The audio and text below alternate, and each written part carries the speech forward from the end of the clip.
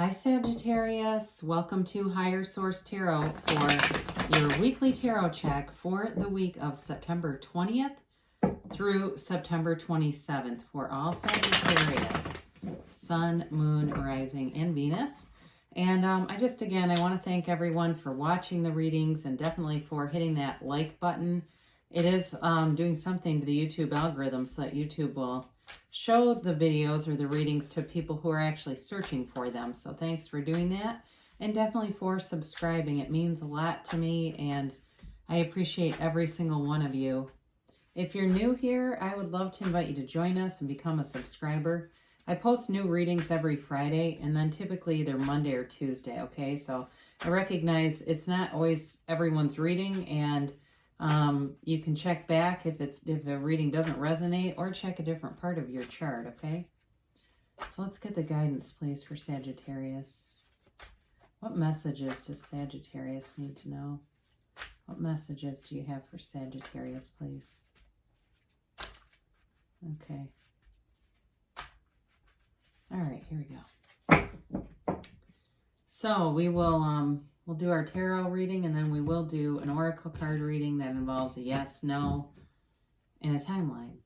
So you've got the 10 of Pentacles, the 5 of Cups, the Queen of Wands, the Star card, the 8 of Wands, the Ace of Swords, the Hermit, and the Ace of Cups. Well, great, God, great energy coming towards you. Beautiful reading. You definitely have communication, okay? That is very clear here. You're going to have communication. And really overall, what I feel like they're telling you is, it's the communication blended with your own connection to source, your own, through meditation, whatever you do, whatever your own spiritual practices are, you will make the right decisions. You're on the right path. You definitely have money here too. So overall, you've got good aspects for money and love, really. So, with this 10 of Pentacles, I don't know why the song It's Raining Men comes into my head, but it really is like good things are just raining down on you with this card. And it's a new cycle too. But I feel like you're headed into this new cycle that is engendering confidence, and it's like there's just this ease to it. There's this ease and flow. It's a very, very harmonious energy around you, but I feel like it's everyone around you is coming into sync too. It's not just you. It's like, whatever we've been through, in our own lives the past 6 months, how things have been affected, it feels like people are really coming together and working together and wanting to help each other out. Even for some of you, if you have some minor issue like a car repair or something, it'll be easy to get a ride to and from, whoever fixes your car, if it's a dealership or a mechanic or whatever. It's little things like that, but it makes life so much easier, and it feels like there's sort of this fun energy. Now, in terms of communication coming in, there's going to be some kind of communication about a job or something here that brings in money. So it may be your current job. It may not be a job change, but it's definitely going to lend to stability. If there's been any uncertainty, that is going to dissipate if you've been wondering about some things. Because I think a lot of us have been through that, wondering how will my field be impacted, that sort of thing. Now, with this 5 of Cups here, I do feel like this may be more about some lingering disappointments from things that have been going on in the world around us, and just kind of a meh energy, but it's not anything. I feel like it doesn't bring in some kind of devastating information here. It's really more about just kind of shaking that off, keeping a positive attitude, and knowing that you create your reality. So we get what we expect. I listened to an Abraham Hicks workshop recently, and somebody talked about all the things that they had attracted and how happy they were, but they felt like they didn't have enough time to be with their family. And they asked if they created the pandemic, and Abraham said, yes, you did attract this because you kept asking for more time, because you have all these resources. You don't need more money and things or more people. You just need more time. And now here they were, right? So I do feel like for some of us, though, whether we did it deliberately or by default, there was certainly a shock to the system that brought in. In terms of, too, looking at a relationship here, for those of you that are interested in reconciliation and a new start with someone, you definitely need to have healing and forgiveness. In order to start anything, it really does need to have some healing, some attention to letting go of any resentments, anything from the past. And just as I look at the cards here, and with the Queen of Wands coming in, you also have an opportunity to do something new too. So be aware of that. If you're somebody that says, I really don't want reconciliation, this energy brings in, this wanting to spark up something new, wanting to go out, wanting to be adventurous. But I also will say it coincides with this idea that there's harmony around you. There's loyal people around you in terms of attracting new people who will have integrity. If you feel like, I just don't want to mess with anybody from the past, what's done is done, that's fine too. But this will be an energy that will put you out there. If you're looking to go out and meet people, you'll have this intuitive feelings to go do different things. Maybe you go to, you take a walk in some nature trail you've never been to with a friend. And then the next thing you know, you're meeting someone new there. You go to a coffee shop you've never been to and strike up a conversation with somebody. It can be all those little day-to-day things, but it's sort of this intuitively guided energy. And the Queen of Wands is very successful. Okay, so this is also, in terms of moving forward with confidence and success, it's you in your own element. So it's definitely a good energy to have around Sagittarius. I don't think I really talked about the elements, did I? You have Virgo and Aquarius here.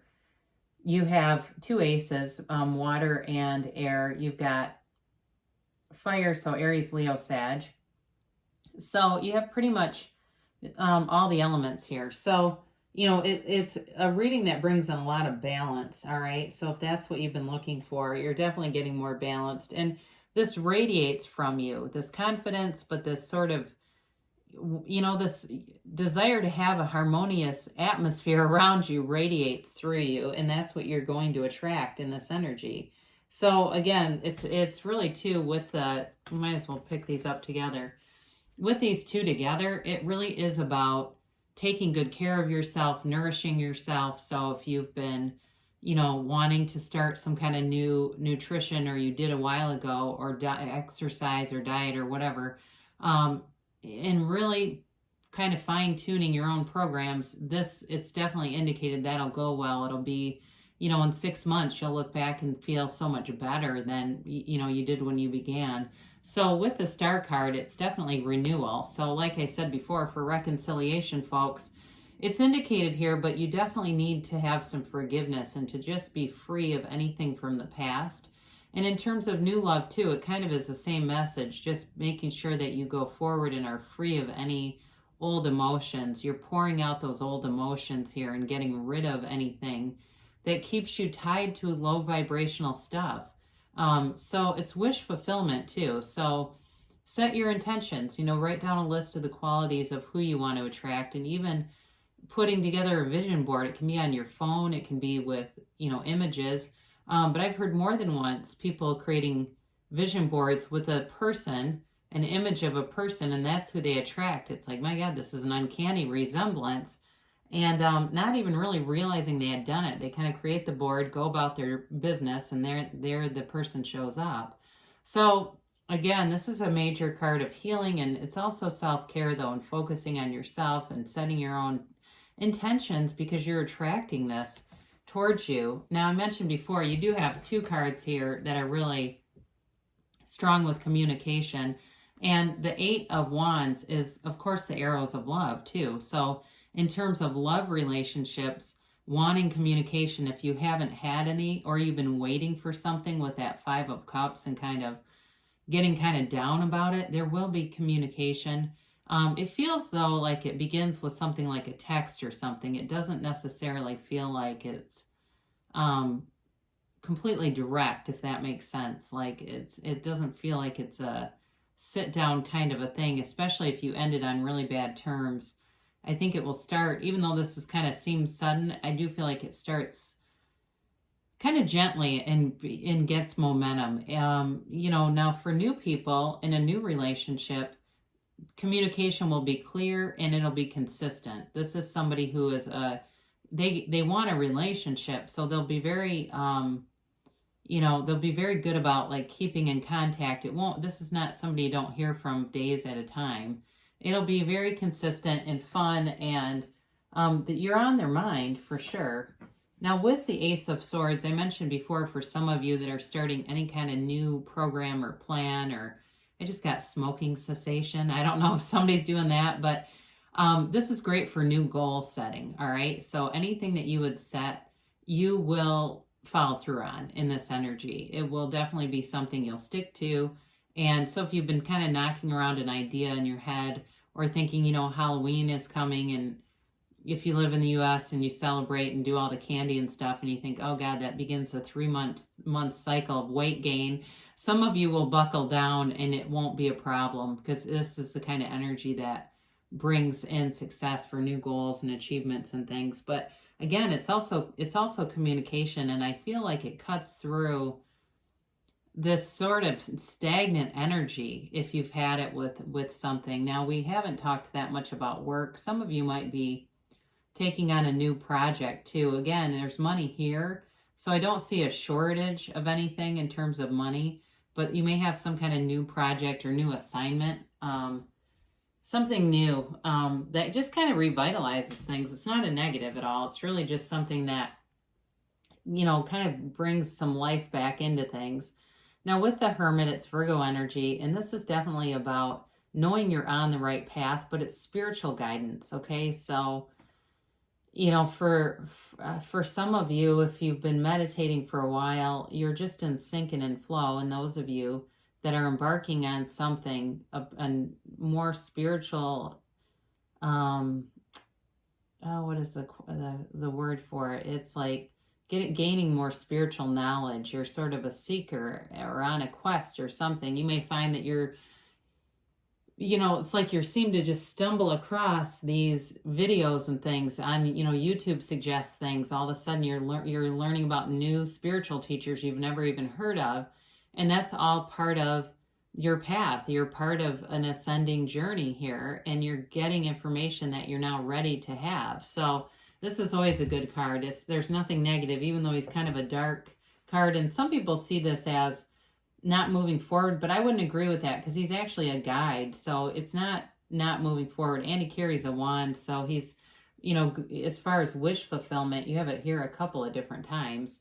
And again, here you've got abundance in terms of love, really abundance in every area. You've got new opportunities showing up here. So anything you begin now will have great success. You're in a pattern right now, or a vibrational frequency, to draw things or attract things into your life that are a high frequency match. They're not low vibrational stuff. So again, using your tools to set your intentions, and reaching for better feeling thoughts, consistently letting go of things that you recognize are really not a match, and just letting them drop and not dwelling on them. It's that mental diet that we sometimes talk about, beginning a mental diet.